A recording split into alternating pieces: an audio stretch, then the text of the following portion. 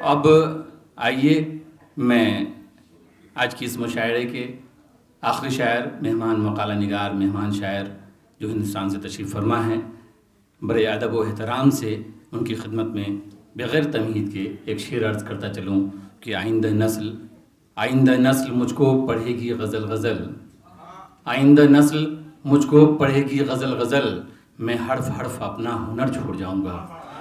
میں درخواست کرتا ہوں جناب مشتاق نوری صاحب سے کہ تشریف لائیں اور اپنا کلام سامعین کی خدمت میں پیش کریں۔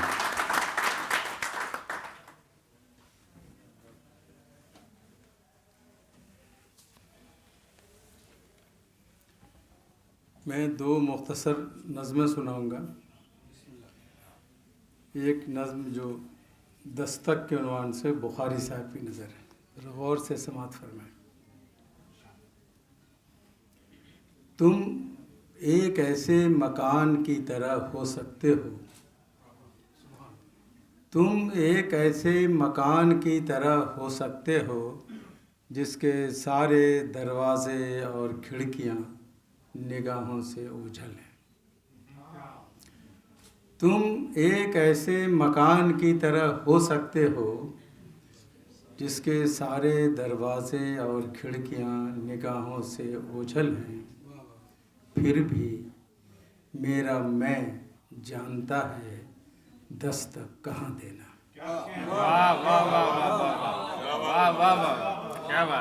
پھر بھی میرا میں جانتا ہے دستک کہاں دینا۔ ایک نظم عالمی تناظر میں ابھی جو ہر جگہ آپ جہاں دیکھیں گے کہ صرف لڑائی اور ایٹم بم کا ذکر ہے، تیسری جنگ عظیم کا تصور کریں۔ نظم کا عنوان ہی ہے تیسری جنگ عظیم کے بعد کیا ہوا۔ عرض اسفل پہ نسل آدم سے، عرض اسفل پہ نسل آدم سے تین جانیں بچی رہیں باقی، ایک ماں، ایک باپ، ایک بیٹی۔ عرض اسفل پہ نسل آدم سے تین جانیں بچی رہیں باقی، ایک باپ، ایک ماں، ایک بیٹی۔ اور پھر ماں بھی کچھ دنوں کے بعد کہہ کے یہ بات باپ بیٹی سے اس جہان خراب سے چل دی۔ اور پھر ماں بھی کچھ دنوں کے بعد کہہ کے یہ بات باپ بیٹی سے اس جہان خراب سے چل دی۔ دیکھنا مجھ سے کچھ بھی پیار ہے تم کو، نسل آدم مٹے نہ دنیا سے۔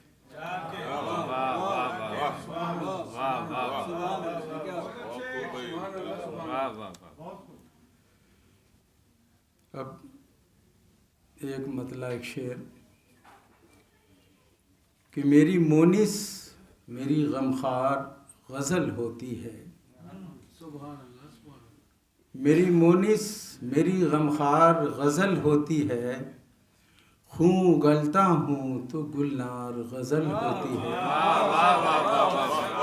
میری مونس میری غمخوار غزل ہوتی ہے، خوں اگلتا ہوں تو گلنار غزل ہوتی ہے۔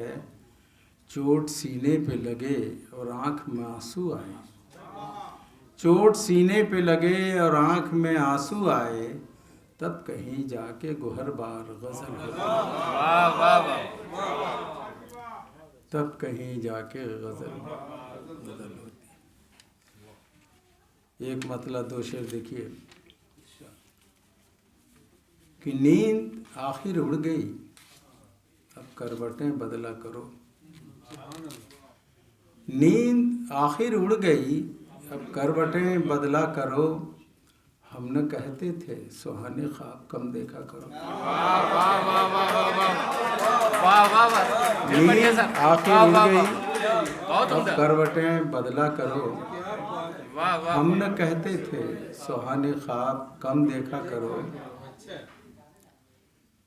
زندگی کی میں نئی راہیں بناتا ہی رہوں، زندگی کی میں نئی راہیں بناتا ہی رہوں، اور تم ہر راہ میں دیوار بن جایا کرو، اور تم ہر راہ میں دیوار بن جایا کرو۔ چغلے صاحب کا استقبال ہے، حسن چغلے صاحب تشریف لے آئے ہیں۔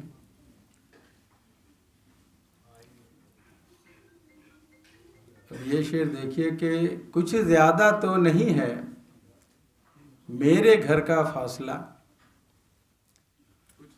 کچھ زیادہ تو نہیں ہے میرے گھر کا فاصلہ۔ جناب حسن عبد الکریم چوغلے صاحب سے درخواست ہے کہ اسٹیج پر تشریف لائیں، برائے کرم۔ ہمارے دیرینہ سرپرست ہیں بزم قدر، بہت شکریہ محترم، معذرت خواہ ہوں۔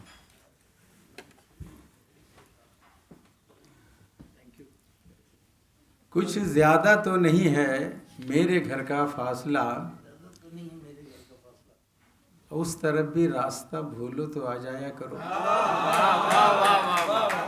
کچھ زیادہ تو نہیں ہے میرے گھر کا فاصلہ، اس طرف بھی راستہ بھولو تو آ جایا کرو۔ دیکھتے ہی دیکھتے نوری بدل جاتے ہیں لوگ، دیکھتے ہی دیکھتے نوری بدل جاتے ہیں لوگ، وقت کی باتیں ہیں سب، ہم کیا کریں تم کیا کرو۔ دیکھتے ہی دیکھتے نوری بدل جاتے ہیں لوگ، وقت کی باتیں ہیں سب، ہم کیا کریں تم کیا کرو۔ اب میں آپ کو بالکل تازہ غزل سناتا ہوں، ناصر کاظمی کی بہر دی گئی تھی، اسی پر یہ طری غزل ہے۔ تھک کے بیٹھا تھا کہ منزل نظر آئی مجھ کو، تھک کے بیٹھا تھا کہ منزل نظر آئی مجھ کو، حوصلہ دینے لگی آبلہ پائی مجھ کو۔ تھک کے بیٹھا تھا کہ منزل نظر آئی مجھ کو، حوصلہ دینے لگی آبلہ پائی مجھ کو۔ میں جہاں جاتا ہوں اس پیکرے نوری کے سوا، میں جہاں جاتا ہوں اس پیکرے نوری کے سوا، اور کچھ بھی نہیں دیکھا ہے دکھائی مجھ کو۔ غزل کے یہ شعر دیکھیے کہ اس ستم پیشہ نے قربت کا نہ مرہم رکھا، اس ستم پیشہ نے قربت کا نہ مرہم رکھا، عمر بھر دیتا رہا زخم جدائی مجھ کو۔ میں تو ہر سانس کو دیتا رہا جینے کا خراج، میں تو ہر سانس کو دیتا رہا جینے کا خراج، زندگی پھر بھی کبھی راس نہ آئی مجھ کو۔ اب یہ شعر دیکھیے کہ تیری آنے کی خبر نے مجھے بے چین رکھا، تیرے آنے کی خبر نے مجھے بے چین رکھا، سو گیا چاند مگر نیند نہ آئی مجھ کو۔ تیرے آنے کی خبر نے مجھے بے چین رکھا، سو گیا چاند مگر نیند نہ آئی مجھ کو۔ اب یہ غزل کے ایک دو شعر سنا کے رخصت ہوں گا۔ اچھا تجربہ ہے جوانی، نہیں بڑھاپے میں بھی وہی حال ہے۔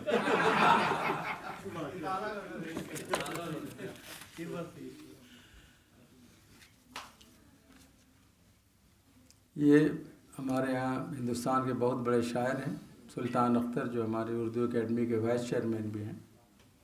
ان کی بہت مشہور غزل تھی کاسے دل سے لہو آنکھوں سے پانی لے گیا۔ اور جب کوئی بہت مشہور غزل ہوتی ہے تو اس پہ طرح کہنا بہت مشکل ہوتا ہے۔ ذرا دیکھیے گا کہ جسم جاں کی رونقیں چہروں سے پانی لے گیا، جسم جاں کی رونقیں چہروں سے پانی لے گیا، موسم صفاق ہر شے سے جوانی لے گیا۔ جسم جاں کی رونقیں چہروں سے پانی لے گیا، موسم صفاق ہر شے سے جوانی لے گیا، کاسے دل سے لہو آنکھوں سے پانی لے گیا، کاسے دل سے لہو آنکھوں سے پانی لے گیا، ہر لبے خوش رنگ سے وہ خوش بیانی لے گیا، جاتے جاتے مجھ کو پتھر کر گیا وہ نامراد، جاتے جاتے مجھ کو پتھر کر گیا وہ نامراد، میری خوشیاں میرے اشکوں کی روانی لے گیا۔ اب یہ دیکھیں کہ ہندوستانی مسلمان کے پورے حالات کو تناظر میں رکھ کے بہت خفیف سا اشارہ ہے کہ سب کے دل میں جستجو کی آگ روشن ہے مگر، سب کے دل میں جستجو کی آگ روشن ہے مگر، خوف کا آسیب عزم کامرانی لے گیا۔ سب کے دل میں جستجو کی آگ روشن ہے مگر، خوف کا آسیب عزم کامرانی لے گیا۔ خوش مزاجی ہے کسی گھر میں نہ رشتوں میں جمال۔ اب جو حالات حاضرہ ہیں کیسے تہذیبیں مٹ رہی ہیں۔ خوش مزاجی ہے کسی گھر میں نہ رشتوں میں جمال، عہد زرعی ساری رسم خاندانی لے گیا۔ خوش مزاجی ہے کسی گھر میں نہ رشتوں میں جمال، عہد زرعی ساری رسم خاندانی لے گیا۔ اب کہانی میں کہانی پن قصہ گوئی ہے، اب کہانی میں کہانی پن قصہ گوئی ہے، داستاں سے وقت رنگے داستانی لے گیا۔ وہ حریف جہاں کچھ اتنا ٹوٹ کر اب کے ملا، وہ حریف جہاں کچھ اتنا ٹوٹ کر اب کے ملایا، میرے سہنے دل سے گرد بدگمانی لے گیا۔ وقت رخصت اس کے اشکوں نے تہی دامن کیا، وقت رخصت اس کے اشکوں نے تہی دامن کیا، وہ میری ساری متاع شادمانی لے گیا۔ وقت رخصت اس کے اشکوں نے تہی دامن کیا، وہ میری ساری متاع شادمانی لے گیا۔ اس طرح نوری مجھے اس نے شگفتہ کر دیا، اس طرح نوری مجھے اس نے شگفتہ کر گیا، اپنا غم دے کر وہ میری سرگرانی لے گیا۔ بہت بہت شکریہ۔ تالیوں کی گڑگڑاہٹ زور سے اس لیے ہونی چاہیے کہ اب آپ کو نجات ملنے والی ہے۔ دراصل ایک نظم سن لیجئے۔ زندگی تو ہی بتا میں نے یہاں تیرے لیے، زندگی تو ہی بتا میں نے یہاں تیرے لیے، زخم میں کیا کیا نہ سہے ہیں اب تک، اپنی آنکھوں سے یہاں عصمت خوں کے لٹیرے دیکھے، لاش تڑپتی دیکھی، پیٹ کی آگ میں جلتے ہوئے بچے دیکھے، اور اس آگ کی خاطر میں نے کتنی کلیوں کو دم صبح جھلستے دیکھا۔ پیٹ کی آگ میں جلتے ہوئے بچے دیکھے، اور اس آگ کی خاطر میں نے کتنی کلیوں کو دم صبح جھلستے دیکھا، وہ کہ جس کے لیے خود میں نے یہاں، وہ کہ جس کے لیے خود میں نے یہاں، وہ کہ جس کے لیے خود میں نے یہاں اپنی معصوم تمناؤں کا اپنے ہاتھوں ہی گلا گھونٹ دیا، وہ کہ جس کے لیے خود میں نے یہاں اپنی معصوم تمناؤں کا اپنے ہاتھوں ہی گلا گھونٹ دیا، ہاں اسی غیرت فردوس بری کو میں نے پہلوے غیر میں کل رات مچلتے دیکھا۔ زندگی تو ہی بتا اور کہاں تک دیکھوں، زندگی تو ہی بتا اور کہاں تک دیکھوں، اب تو خواہش ہے یہی بوجھ پٹک کر تیرا، جا کے چھپ جاؤں وہاں کوئی آوارہ نفس بھی نہ پہنچ پائے جائے۔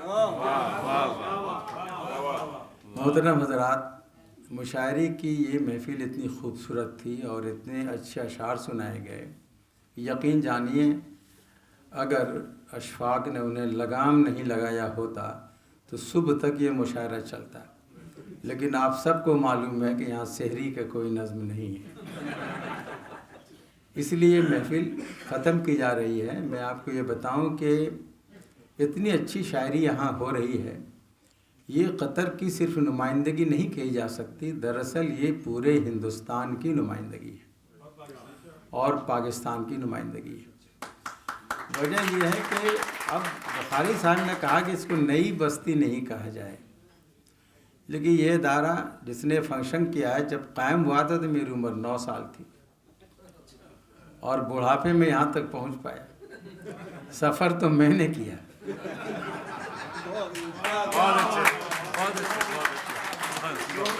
اس سفر کو آپ اردو کا سفر بھی کہہ لیں یا انگریزی کا بھی سفر کہہ لیں۔ دراصل دیکھیے یہ مشاعرے جو ہے ہماری تہذیب کا حصہ رہے ہیں۔ آپ امراؤ جان ادا کے زمانے کی وہ اس مشاعرے کو یاد کیجئے جہاں طوائفیں بھی مشاعرے میں تشریف لاتی تھی، ان کی نگاہیں جھکی ہوتی تھیں اور کیا مجال کہ کوئی مرد اسے جی بھر کے دیکھ لے۔ وہ ہماری تہذیب کا حصہ ہوا کرتا تھا، لیکن آج وہ تہذیب ہمارے مشاعروں سے دھیرے دھیرے نکلتی جا رہی ہے۔ ہمیں مشاعرے کے ذریعہ اپنی اس تہذیب کو بھی بچانا چاہیے، اور جس نگری میں، جس شہر میں، جس ملک میں ہند و پاک کے اتنے اچھے شعراء موجود ہوں اور اتنی ساری انجمنیں موجود ہوں اور بخاری صاحب اور چغلے صاحب جیسی ہستیاں موجود ہوں، وہاں تو اردو کا جو دیا ہے وہ کبھی نہیں بجھ سکتا، اس لیے کہ تیل اس میں نہیں ہے بلکہ خون دل سے اس کی آبیاری کر رہے ہیں۔ میں نے اور مشاعرے بھی دیکھے، وہاں تھوڑا نظم اور ہوتا ہے، لیکن یہاں تو وہ دیوانے ہیں جو ٹھان کے بیٹھے ہیں کہ زندگی برباد کر کے دم لیں گے۔ تو جہاں ایسے لوگ ہوں وہاں مشاعرے کی ادبی تہذیب ختم نہیں ہو سکتی۔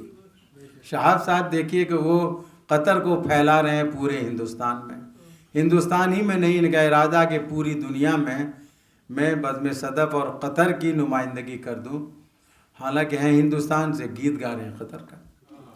آخر قطر نے اتنی محبت تو دی ہے انہیں کہ یہ اس ملک کے نام کو اور اردو ادب کے ذریعے پھیلانے کا نظم کیے ہوئے ہیں۔ تو آپ سارے لوگ بے حد مبارکباد کے مستحق ہیں کہ اخیر تک آپ رہتے ہیں۔ ہمارے یہاں ہوتا کیا ہے کہ مشاعرہ جب شروع ہوتا ہے تو بہت سے لوگ رہتے ہیں، اور صدر کی جب باری آتی ہے تو بس 2-4 وہی لوگ رہ جاتے ہیں جو لاجن شرمن، جو نہیں اٹھ پاتے ہیں۔